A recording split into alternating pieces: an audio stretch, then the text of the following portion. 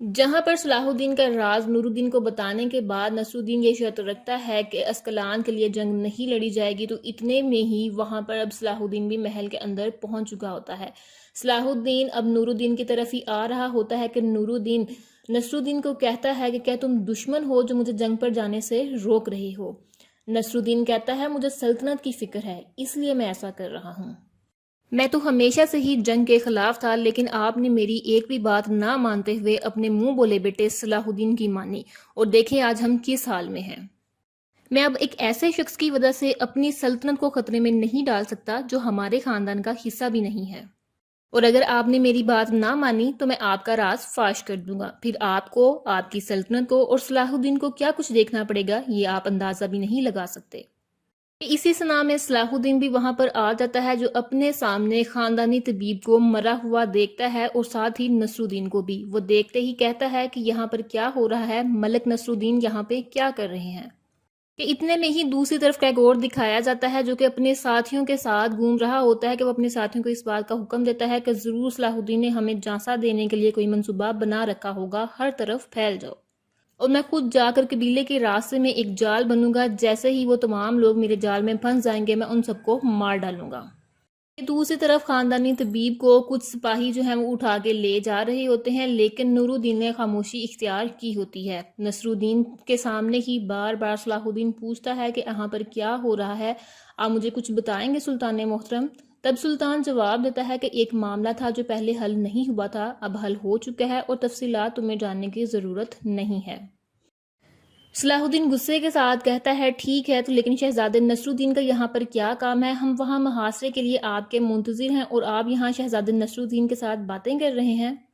یہاں پر آخر کیا چل رہا ہے؟ کیا مجھے اتنے جاننے کا بھی حق نہیں ہے؟ نصر الدین بول اٹھتا ہے کہ میں یہاں پر اپنے خاندان کا وقار بحال کرنے کے لیے اور اپنے خاندان کو محل بلانے کی درخواست لے کر آیا تھا، اس کے علاوہ اور کوئی معاملہ نہیں ہے۔ صلاح الدین غصے کے ساتھ بول اٹھتا ہے کہ اس میں تو ایسی بحث والی کوئی بات نہیں تھی، اور ویسے بھی جو سلطنت کے وقار کو ٹھیس پہنچائے اس کے وقار کو کسی صورت بھی بحال نہیں کیا جا سکتا، بلکہ اسے صدا دے کر سلطنت کو بحال کرنے کے لیے ہمیں اپنی بقا کے لیے جنگ کرنی ہوگی۔ یہ سنتے ہی صلاح الدین کو اب نور الدین کہتا ہے کہ میں اپنی صفائی دے چکا ہوں، اور جو بھی فیصلہ کرنا ہے وہ تم نہیں سلطان محترم کریں گے، اب فیصلہ سلطان محترم کے ہاتھ میں ہے کہ وہ کیا کرنا چاہتے ہیں۔ سلطنت کی بقا کے لیے، اس شاہی خاندان کی بقا کے لیے، سلطنت کے لیے سب سے بڑھ کر جو بھی فیصلہ کریں گے سلطان محترم، مجھے امید ہے کہ آپ بہترین فیصلہ کریں گے۔ اسن اب نور الدین صلاح الدین کو کہتا ہے کہ اگر دشمن بھی ہم سے معافی مانگے تو ہم ان کو معاف کر دیتے ہیں۔ ملک نصر الدین نے سب کے سامنے مجھ سے معافی مانگی ہے اور میں نے اس کو معاف کر دیا ہے۔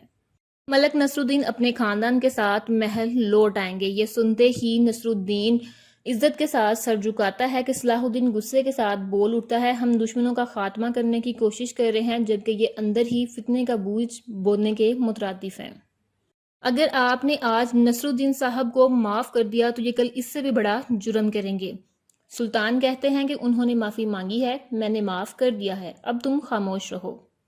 سنتے ہی صلاح الدین غصے سے کہتا ہے کہ حکم جاری ہو جانے کے بعد معافی کی کوئی بھی ضرورت باقی نہیں رہتی۔ کیا کوئی ایسی بات ہے جو آپ ہم سے چھپا رہے ہیں سلطان محترم؟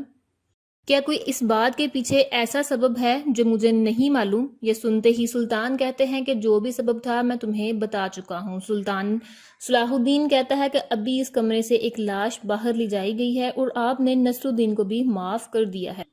آپ نے یہ فیصلہ اس شخص سے اکیلے بات کر کے ہی کر دیا، اور وہ جو کوئی بھی تھا شاید اسے بھی خاموش رکھنے کے لیے ہی مارا گیا ہے۔ ان سب کے پیچھے ایسا تو کوئی راز ہے جو میں نہیں جانتا، وہ راز کیا ہے سلطان محترم؟ مجھے بھی بتائیں۔ کہ اسی سنا میں دوسری طرف سرحدی غازی جن کو صلاح الدین نے بگایا تھا وہ راستے میں کریگور کے بچائے ہوئے جال میں پھنس جاتے ہیں۔ وہ جیسے ہی اپنے گھوڑوں سے نیچے اترتے ہیں تو ان کے ساتھی جو ہیں، جو کہ کریگور کے ساتھی ہوتے ہیں، ان کے اوپر حملہ کر دیتے ہیں۔ سرحدی غازی کہتے ہیں کہ یہ کریگور کے ساتھی ہیں، ان کے اوپر حملہ کرو۔ وہ ان کے اوپر حملہ کر دیتے ہیں، تو دوسری طرف سلطان محترم صلاح الدین کو کہتا ہے کہ جو بھی تم باتیں کر رہے ہو ان باتوں کے پیچھے کوئی بھی راز نہیں ہے، ہم تو بس ایک مشکل وقت سے گزر رہے ہیں، اور باہر دشمن اپنی قوت میں ہمارے خلاف اضافہ کرتا چلا جا رہا ہے، ہمیں بھی محل کے اندر متحد رہنا چاہیے۔ یہ سنتے ہی سلطان نصر الدین کے سامنے ہی صلاح الدین بول اٹھتا ہے کہ اگر ہم یہاں باتیں ہی بناتے رہیں گے تو یقیناً دشمن ہم پر حملہ آور ہو جائے گا، اور اگر آپ نے فیصلہ کر ہی لیا ہے تو مجھے مزید توقف کرنے کی کوئی ضرورت نہیں ہے، ہمیں جلد از جلد اب اسکلان کے محاصرے کے لیے نکلنا ہوگا۔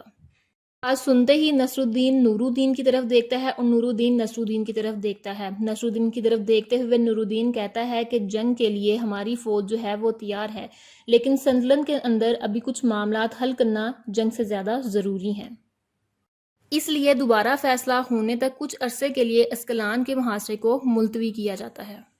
سنتے ہی صلاح الدین کو بہت زیادہ غصہ آتا ہے اور وہ کہتا ہے کہ اسکلان کے محاصرے سے زیادہ جبکہ جنگ کی تمام تیاریاں مکمل ہو چکی ہیں، کون سی چیز ضروری ہو سکتی ہے؟ جنگ کی ساری تیاریاں مکمل ہو چکی ہیں، ہمیں پیچھے نہیں ہٹنا چاہیے اور نہ ہی ہم پیچھے ہٹیں گے۔ نور الدین کہتا ہے کہ میں نے کہا نا کہ اب یہ محاصرہ جو ہے وہ کچھ وقت کے لیے ملتوی کیا جا چکا ہے، تم تھوڑا صبر رکھو اور میرے فیصلے پر اعتماد رکھو۔ صلاح الدین کہتا ہے کہ مجھے آپ کے فیصلے پر اعتماد تھا اور اس محاصرے کے بعد آپ نے کہا تھا کہ قیدیوں کو بچانے کے بعد اسکلان کو فتح کیا جائے گا۔ نصر الدین بول اٹھتا ہے کہ تم نے اپنے ساتھیوں کو بچا لیا ہے نا، گریگور کو بھی سبق مل چکا ہوگا، اب ہماری اولین ترجیح متحد ہو کر خود کو مضبوط اور طاقتور کرنا ہے، نہ کہ جنگ کر کے خود کو خطرے میں ڈالنا ہے۔ صلاح الدین کہتا ہے جب تک ہم اسکلان کو فتح کر کے گریگور کو اپنے راستے سے نہ ہٹا دیں تب تک خطرہ ہمارے سر پر منڈلاتا ہی رہے گا۔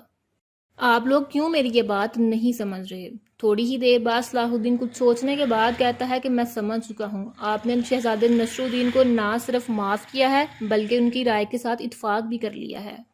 ہماری سلطنت کے اصولوں کے مطابق جنگ شروع ہونے کے بعد پیچھے ہٹنے کا کوئی اصول باقی نہیں ہے اور نہ ہی کوئی گنجائش باقی ہے۔ یہ سنتے ہی سلطان کہتے ہیں شہزادے صلاح الدین آپ کب سے ہمارے ہی فیصلوں کے خلاف اٹھنا شروع ہو گئے؟ یہ سنتے ہی صلاح الدین کہتا ہے جب سے آپ نے اپنے ہی فیصلوں کے خلاف جانا شروع کر دیا۔ یہ سنتے ہی نور الدین کو بہت زیادہ غصہ آتا ہے، وہ دونوں کی طرف دیکھتے ہوئے کہتا ہے کہ اس سلطنت کا سربراہ میں ہوں اور اس سلطنت کے لیے سب سے بہتر کیا ہے میں جانتا ہوں۔ تم اب مزید سوال مت کرو، میں نے کہا نہ صحیح وقت آنے کا انتظار کرو، میرے حکم کی اطاعت کرو، وہ بھی اس سلطنت کے لیے، مستقبل کے لیے اور سب سے بڑھ کر اپنے لیے۔ اسی طرف خلیل لڑتے ہوئے تمام لوگوں کو مار تو گراتا ہے لیکن کہتا ہے کہ جنگل والے راستے پر ان لوگوں نے حملہ کر دیا ہے، اب میں یہاں سے نہیں بلکہ قبیلے والے راستے سے جاؤں گا۔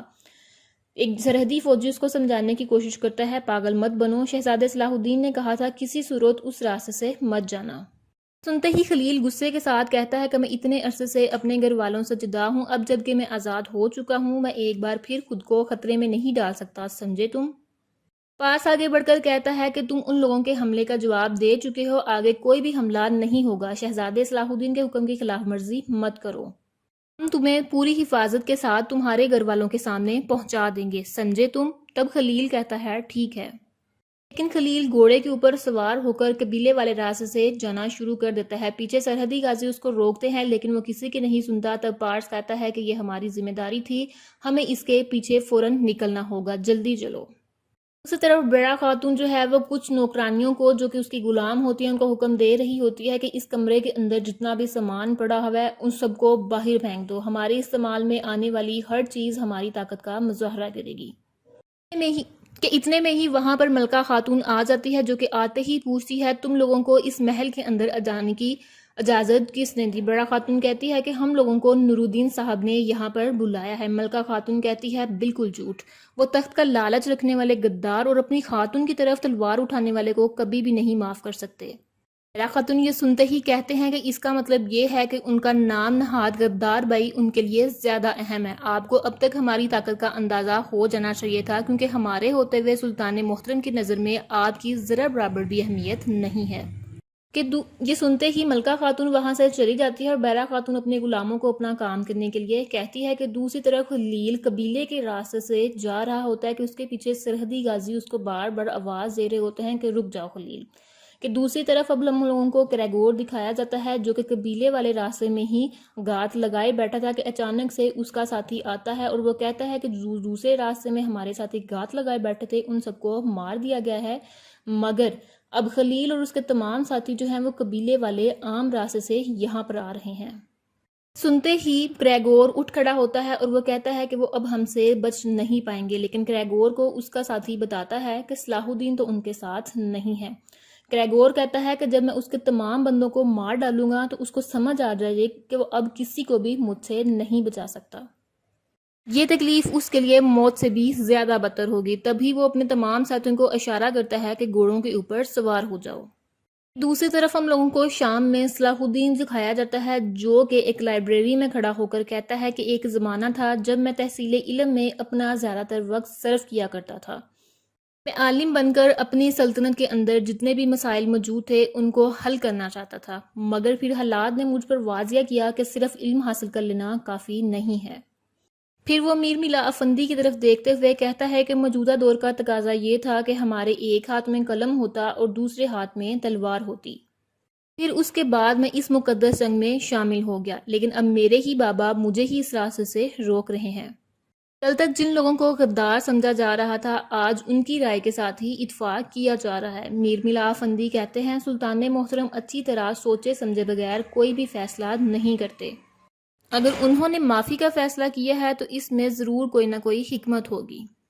ویسے بھی سلطنت کے لیے اپنے لیے صبر کرتے ہوئے انتظار کرنا ہی بہتر ہوگا، حقیقت عنقریب سامنے آ ہی جائے گی۔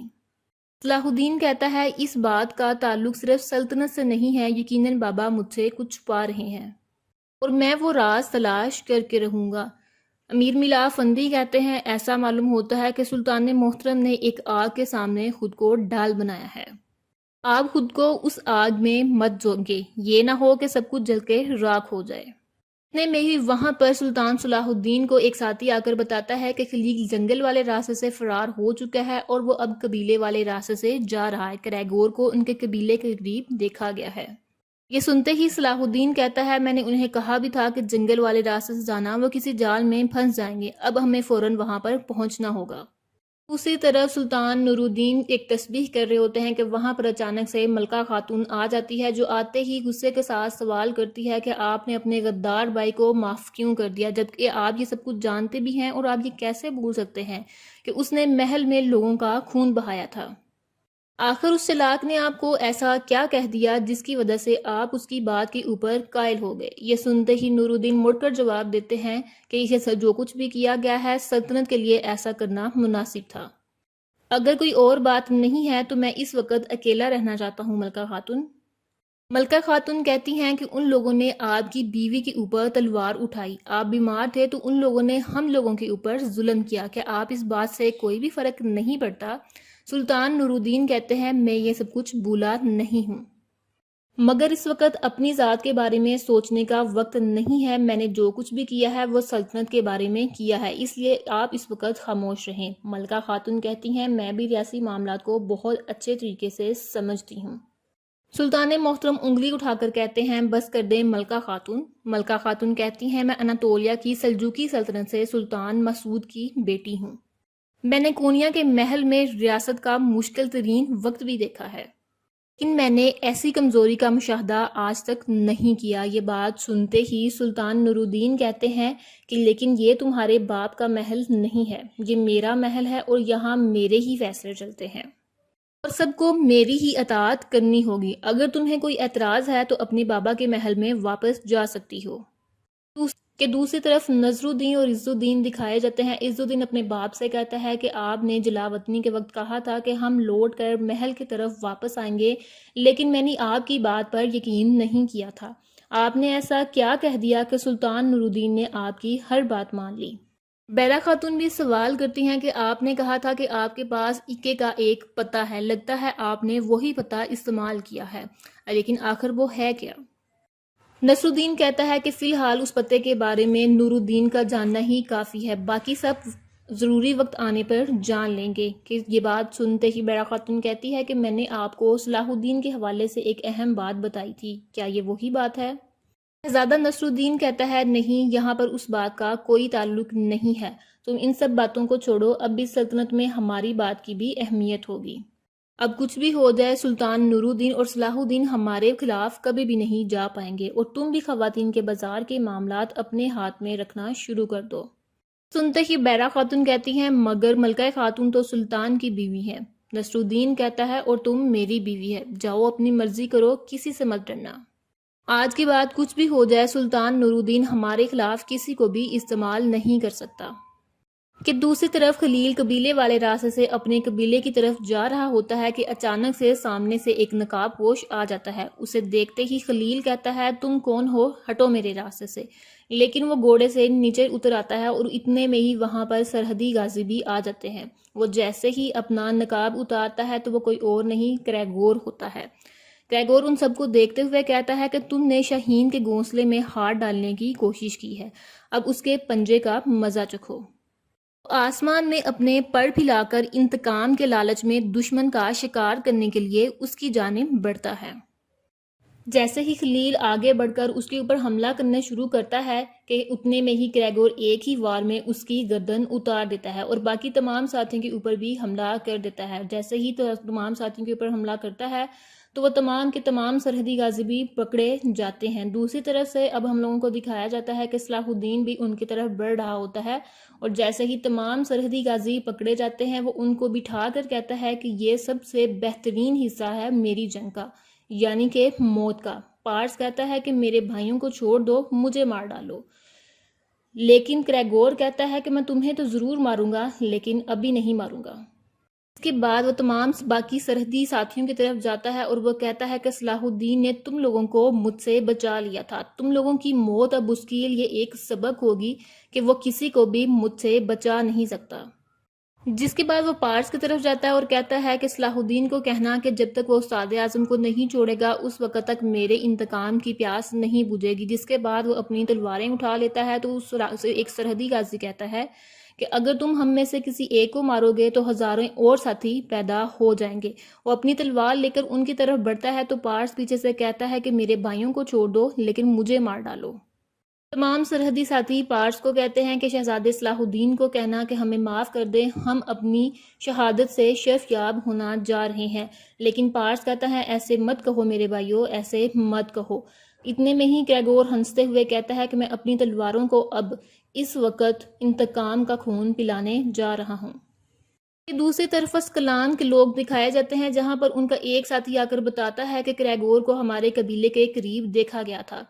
تب سریہ خاتون کی پھپھو کہتی ہیں کہ کیا ایک دفعہ پھر سے وہ ہمارے قبیلے کے اوپر حملہ کرنے والے ہیں؟ سریہ خاتون کہتی ہیں کہ کریگور سے بچانے کے لیے خلیل کو اب صلاح الدین گیا تھا، اگر وہ وہاں سے بچا چکا ہے تو یقیناً وہ لوگ وہاں سے نکل آئے ہیں اور یقیناً کریگور بھی اب ان کے پیچھے چلا آیا ہوگا۔ خلیل کی جان خطرے میں ہو سکتی ہے۔ یہ سنتے ہی منصور تمام لوگوں کو حکم دیتا ہے کہ گھوڑے کے اوپر جلدی سوار ہو جاؤ، بیٹے کی جان خطرے میں ہے، جلدی کرو۔ کہ جیسے ہی کہ اتنی ہی دیر میں صلاح الدین بھی اب اپنے تمام لوگوں کے قریب پہنچتا ہے کہ دیکھتا ہے وہاں پر پارس اپنے ساتھیوں کے پاس بیٹھا رو رہا تھا اور خلیل سمیت وہاں کے جتنے بھی سرحدی ساتھی تھے ان کو مارا جا چکا ہے۔ جیسے ہی صلاح الدین ان سب کو دیکھتا ہے تو وہ روتے ہوئے پارس کا گلا پکڑ لیتا ہے اور وہ کہتا ہے کہ میں نے تم لوگوں کو کہا تھا کچھ بھی ہو جائے جنگل والے راستے سے جانا، قبیلے والے راستے سے مت جانا۔ میں جانتا تھا کہ وہاں پر کریگور گات لگائے بیٹھا ہوگا، میری بات کیوں نہیں مانی تم لوگوں نے؟ بتاؤ مجھے کیوں نہیں مانی؟ پارس غصے کے ساتھ کہتا ہے کہ یہ جو کچھ بھی ہوا ہے وہ خلیل کی وجہ سے ہوا ہے، خلیل ہمیں دھوکہ دے کر وہاں سے فرار ہو چکا تھا۔ یہ سنتے ہی صلاح الدین بہت زیادہ روتا ہوا اپنے ہی ساتھیوں کے پاس گر پڑتا ہے اور وہیں پر ابراہیم بھی اپنے ساتھیوں کے پاس گر پڑتا ہے اور اس کے پاؤں پکڑ لیتا ہے۔ پارس بتاتا ہے اس نے یہ سب کچھ استاد اعظم کا انتقام لینے کے لیے کیا ہے اور اس کے انتقام کی آگ تب تک نہیں بجھے گی جب تک ہم استاد اعظم کو اس کے حوالے نہیں کر دیں گے۔